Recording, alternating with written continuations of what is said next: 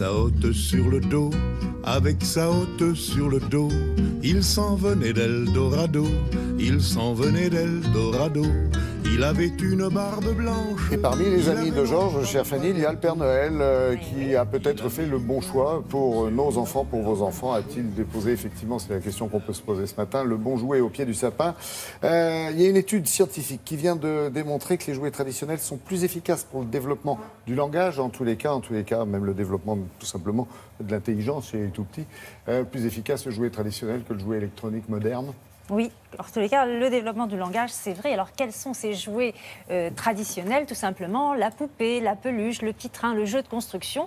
Le jouet électronique étant le jouet dans lequel on met une pile qui fait du bruit. Et dans cette étude, les chercheurs se sont intéressés aux jeux électroniques qui font répéter des mots aux enfants. Vous avez par exemple la ferme électronique où on appuie sur le cochon et l'enfant répète cochon, le fermier, le fermier. Encore. Exactement, avec cette jolie voix métallique. Tu peux continuer. Alors, on participait à cette étude. Ah, il y a du vécu. Bon, on a tous acheté ce jeu-là. Hein. Bien sûr. Non. Mais à culpa. Non, pas vous. Non. Moi, oui. Donc, on participait à cette étude. 26 couples de parents avec leur bébé entre 10 et 16 mois. On leur a fait tester d'abord des livres, ensuite des jeux traditionnels, puis des jeux électroniques. Les psychologues se sont amusés après à compter après chaque test, à compter le nombre de mots prononcés par les parents, le nombre de sons de babillage prononcés par les enfants. Résultat, eh bien, le grand gagnant, ce sont les jeux le grand gagnant, c'est les livres d'abord. Ouais. Deuxième position, les jeux traditionnels, et les jouets électroniques arrivent en troisième position, donc ils sont moins performants pour le développement du langage des enfants. Alors, comment comprendre cette étude? Explication en images. Santa baby got a gift for me. Got a long way to go on his sleigh, but it's coming tonight. Les jeux traditionnels sont souvent utilisés par les parents pour leur permettre de parler avec l'enfant, de développer leur langage, et avec cette merveilleuse mélodie de maman ou de papa qui est la base de l'apprentissage de l'enfant. Merci. Et je t'envoie laquelle après? La jaune. Très tôt, un enfant va faire la la la ou il va faire papa, mais avec le son et la mélodie de maman. Et c'est, je dirais, le terreau de l'apprentissage du langage.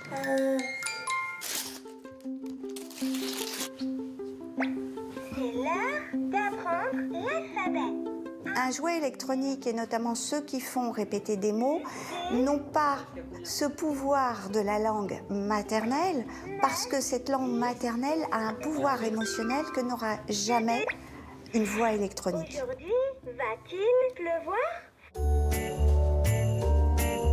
Les jouets traditionnels n'ont pas de mode d'emploi, ne sont pas figés, et donc un enfant peut en faire ce qu'il veut. Bien sûr, si c'est une poupée, on peut jouer au poupon, mais on peut aussi la transformer en sorcière, en maîtresse d'école. Je peux faire ce que je veux avec n'importe quel jouet qui me donne libre cours à ma pensée imaginaire et à ma créativité. Un jouet électronique est forcément formaté et donc m'oblige à jouer à un jeu avec une règle de jeu qui est immuable et que je ne peux pas changer, que je ne peux pas transformer. Donc je ne peux pas créer, je ne peux pas imaginer, et donc ils sont beaucoup moins performants pour la créativité. Au contraire, ils l'appauvrissent.